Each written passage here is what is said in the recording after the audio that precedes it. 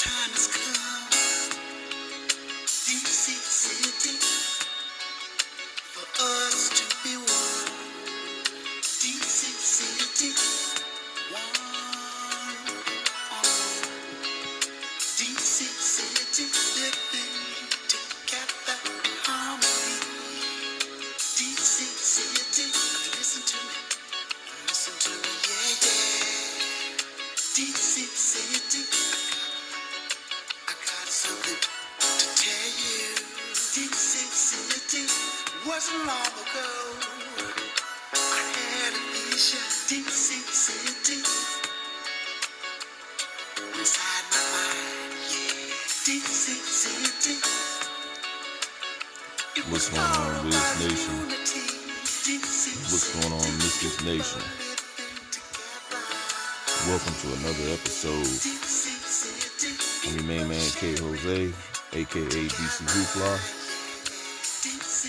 and we're getting ready to talk about the draft from last night. Very eventful night. A lot of trades occurred, a lot of drafts also happened. A lot of players got drafted. But let's talk more so about the Washington Wizards and the moves that was being made, moves that they made yesterday. So, of course, you know, in yesterday's draft, the number one pick was Cade Cunningham. People pretty much knew that was going to happen. Jalen Green, who I think is going to be a very good player for the Houston Rockets, was number 2. Evan Mobley went number 3. But there was a change with the number 4 pick. People were expecting Jalen Suggs to be drafted by the Toronto Raptors, and that didn't happen. Toronto Raptors decided to pick Scotty Barnes, who is a forward, and Jalen Suggs ends up going down there to Orlando. So, you know, a lot of people are kind of getting on the Raptors for passing up on Jalen Suggs. But let's talk about the Washington Wizards, because that's normally what I talk about anyway. So for one, the Washington Wizards, not only were they drafting last night, but they were making trades last night as well. And one particular trade that they made yesterday at the last moment before the draft was trading Russell Westbrook. So Russell Westbrook got traded to the Lakers for Kyle Kuzma, Contavious Caldwell-Pope, Montrezl Harrell, and a first-round pick, which happened to be the number 22 pick. We'll get into that pick later. So, if you look at it, we traded John Wall for Westbrook, which they both were making the same money, only to flip Westbrook for those 3 players. Now, the thing about those 3 players is Kyle Kuzma has always been linked to the Washington Wizards, at least, I want to say, the past 3 years. You know, when it came down to trading, you know, at one point it was talking about moving Wall and Bill, and Kyle Kuzma's name was always thrown in the mix. And at the time, Lonzo Ball's name was attached to the deal as well, which, of course, you know, Lonzo Ball plays for the Pelicans, which I'm going to get into him a little bit later. But Russell Westbrook, apparently from reports, requested that he wanted to be moved early in the month. And even though I gave him a lot of shit, because I was never pro trading Wall, I'm going to say that Westbrook did something that I said he should have done, you know, a while ago, which is choose your legacy over your own personal accolades. And him going to the Lakers, you know, I don't know how that's going to work out for him, but hopefully he'll get a championship ring, because he wasn't going to get it here. And I think he understood that he was not going to get it here. So with him being traded, one thing I noticed was that Bradley Beal came out and continued to say that he doesn't want to leave here, and he wants to stay here. He has no desire leaving Washington. I'm also going to talk about that a little bit later as well. But let's talk about these draft picks. So we drafted Corey Kispert out of Gonzaga. He played alongside with Rui and Gonzaga. He's a three-point shooter. So with us getting Kispert, that means that Davis Bertans is on the block. And I understand that we was trying to move him yesterday. That doesn't mean that we won't move him during free agency. But that's the plan, is trying to move him, because Davis Bertans, makes $80 million throughout his contract with the Wizards. So we shall see if he gets moved. We also, with that number 22 pick, which I said I was going to get to that, we ended up drafting a player, which turned out to be, we drafted, I can't remember, I think it was, I think his name was Isaiah too. I think it was, it doesn't matter, because he's not a Wizard anyway. We drafted a player only to turn around and flip that player. And then what we did was we traded back to get the number 30th pick in the draft. And that 30th pick turned out to be Isaiah Todd. We also, what we did was we sent that number 22 pick to Indiana, and we ended up getting Aaron Holiday. Now, Aaron Holiday is the younger brother of Drew Holiday. And what's so interesting about it is that Drew Holiday plays for the Milwaukee Bucks. Now, Bill has came out and said that he saw what Milwaukee did, as far as Giannis winning the championship, and he wants to do that for DC. He wants to see what it feels like to win a championship with a team that drafted you. So I guess in turn, we decided, hey, well, let's just go get Aaron Holiday. Now, what a lot of people are saying about Aaron Holiday from Indiana is that he's very inconsistent. But Aaron Holiday is 24 years old. So with Isaiah Todd, he's a forward. He's raw, but he's athletic. People say that, he would turn out to be a good player. I don't really know too much about him, but they say he will actually be a player, that can develop. See, that's the key. Corey Kispert is a player that can come and play right now. And then, Isaiah Todd is a project. Now, we don't really have a starting point guard, which leads me to, because I said I was going to talk about Lonzo Ball later, is I've been seeing a lot of people saying that we would do a sign and, we should sign and trade Lonzo Ball. Lonzo Ball plays down there with the Pelicans, that we should do a sign and trade. So I don't know who we're going to send down there to make that happen. Are we going to try to flip Kyle Kuzma, and Davis Bertans to make that happen? I don't know. Oh, also, let me kind of go back real quick too with that Westbrook trade. We also gave up a future second round pick in 2024 and in 2028 for Russell Westbrook. These second round picks. One thing I can say is that we don't value draft picks that much, and we definitely don't value second round draft picks. So, a second round draft pick that's basically 3 years from now, and another one that's 7 years from now. I can't really cry about it too much because it's, a few years from now. But, hopefully they don't come back to bite us. But anyway, we made some moves yesterday.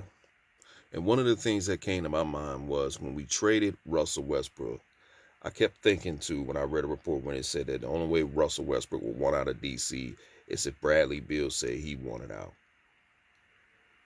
But apparently it was Russell Westbrook that just wanted out of DC. But to hear these reports that Beal is committed, he doesn't want to go, he can't see himself leaving Washington. What I got out of that was that Bradley Beal was fearful, that he was concerned that we might try to move on without him. But in reality, what we're not paying attention to is that Bradley Beal does not have to make a commitment this year.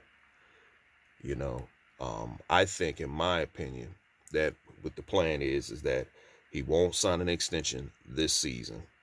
He will wait until next season, opt out, because he can make the most money next year. Sign a long-term deal at the age of 29 where he got financial security going into his 30s.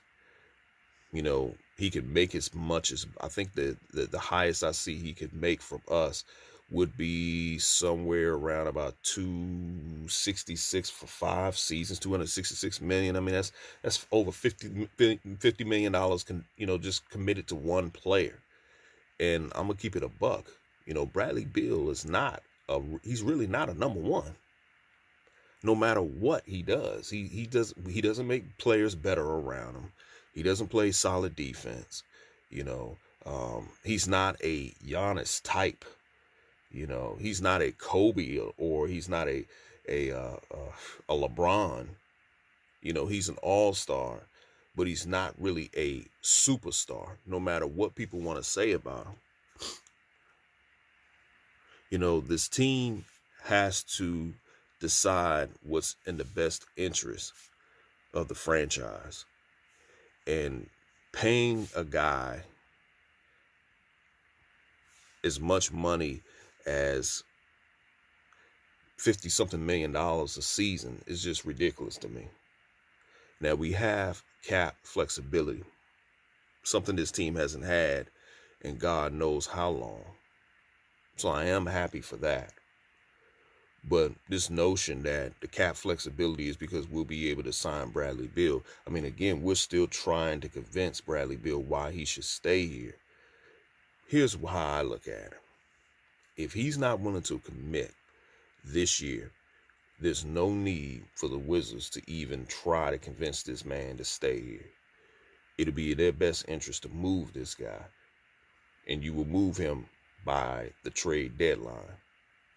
And it all depends on if the team starts off solid, because we got a lot of young players. And a lot of these young players have to be developed. When you look at KCP, when you look at Kyle Kuzma, these guys are not somebody that you want to say that it's going to convince Bradley Beal. But another name that I saw too is that Spencer Dinwiddie, who plays for the Brooklyn Nets, who was injured last year, says he wants to come here and play. But from my understanding, he wants to get paid somewhere between $20-25 million a season. Do you pay a guy like that kind of amount of money? I say no. You don't pay him that kind of money. So when you talk about the point guard position, because right now, that spot hasn't been filled, are you looking to trade, for Lonzo Ball? I'm not really all for that. Or are you looking to figure out a way you can get Ben Simmons from the Philadelphia 76ers? I don't know if that's going to be enough to convince Bradley Beal that, he shouldn't leave. I'm not pro keeping him. I'm pro trading him. You can get a lot back for Bradley Beal. But this organization, along with some fans, don't seem to understand that. So if he does not sign an extension by this October, the Wizards should really look at moving him. Because right now he's saying he wants to stay here, but what he hasn't said was he wants to sign a long-term deal. Well, somebody said, well, if he's saying he wants to stay here, he has no desire leaving, that means he's going to sign a contract, right? Not necessarily.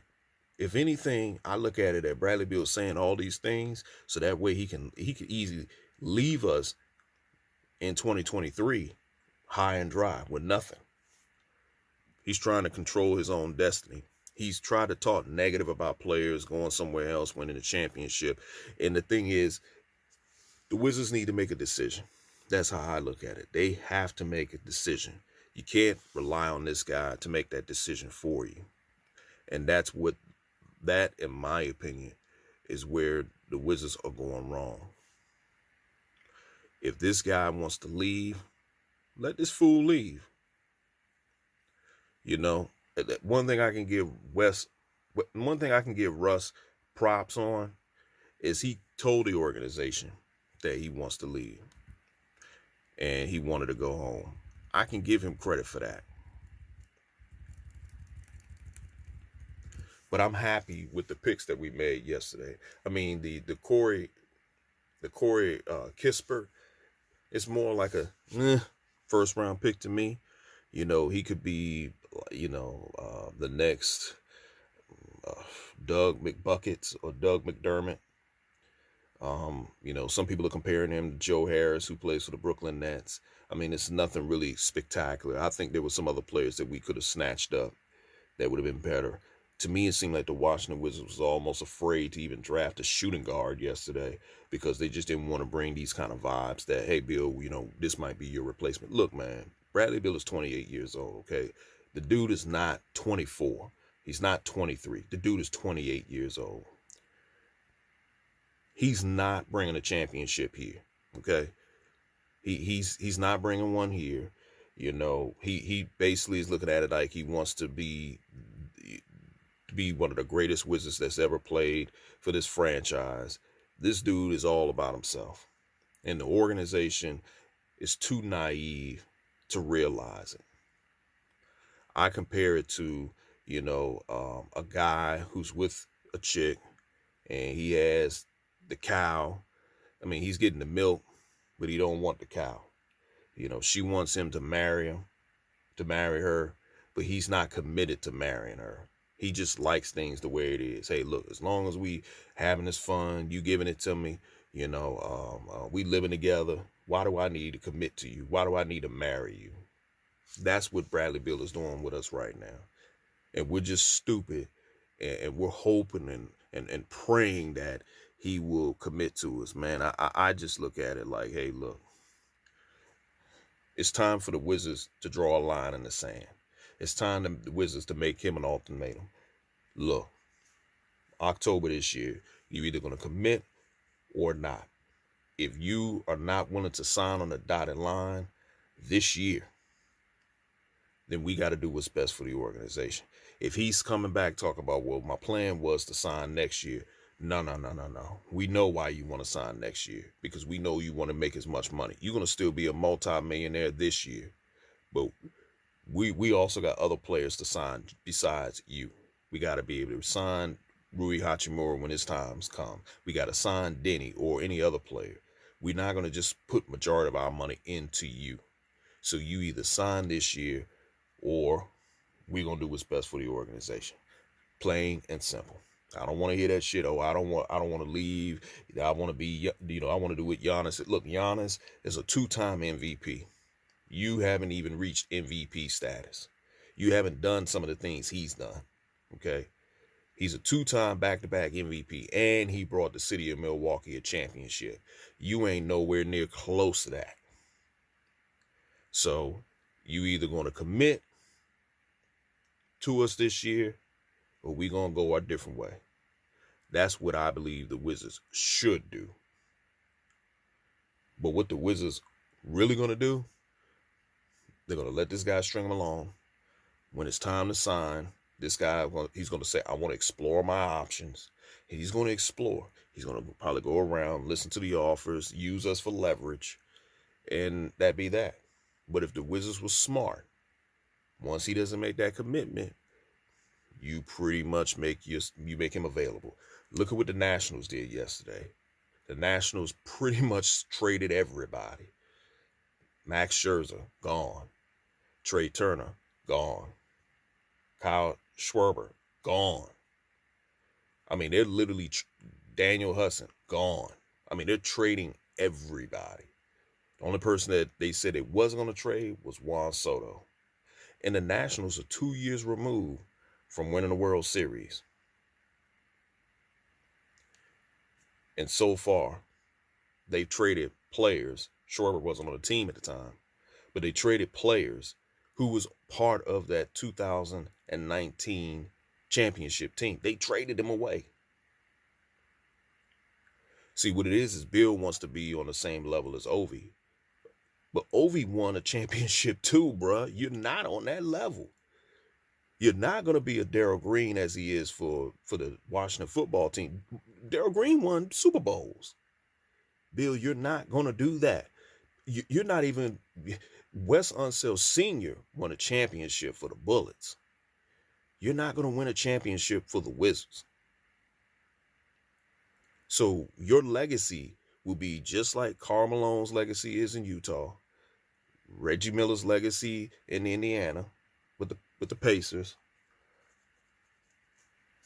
Patrick Ewing with the Knicks. It's going to be, you had a very great NBA career, a good NBA career. You played with the team that originally drafted you, but you didn't bring them a championship. You know, at some point in Patrick Ewing's career, Patrick Ewing started playing for other teams. You know, he ended up with the Magic, if I'm correct, in his later years. Karl Malone went ring chasing, ended up with the Lakers. He didn't win the championship with them. So my thing is, man, Wizards, you need to do what's best for the franchise. But anyway, Russ is gone. Welcome to DC to Corey Kispert, Isaiah Todd, Aaron Holiday, KCP, Montrezl Harrell. I like Montrezl Harrell. He's an energy guy, rebound the basketball, plays defense. Kyle Kuzma, not really too impressed with that. They probably might flip him. So I'm very happy with the moves. I'm really happy that the Wizards moved Westbrook. Would have been even more ecstatic had they moved Bradley Beal. But they didn't. Only thing I need the Wizards to do now is sit back and wait, see what happens with John Wall in Houston. I do believe that he probably will get bought out of his contract. I don't think they're going to move him, but he may get bought out of his contract. And if he does, it would only be right for the Wizards to go and sign him for cheap, bring that guy back home. You do that, you ain't going to hear no complaints out of me because we never should have traded him in the first place. But anyway, like, share, and subscribe to my YouTube channel. Follow me on Twitter. Follow me on IG. Also, follow Wizards Mafia on IG and Twitter. Subscribe to Wizards Mafia's YouTube channel. Also, subscribe to him on Patreon as well. That's Wizards Mafia, a.k.a. Wiz Takes. Pretty soon, we're going to do another episode, myself and Wiz Takes, and we're going to go back and forth talking about the moves, talking about the offseason, talk about free agency, what this team should do. He and I, we're definitely not pro Bill, so we'll definitely be talking about that as well. But in the meantime, glad that Westbrook is gone. Let's see what the Wizards do when free agency starts. Until next time, you guys have a good one.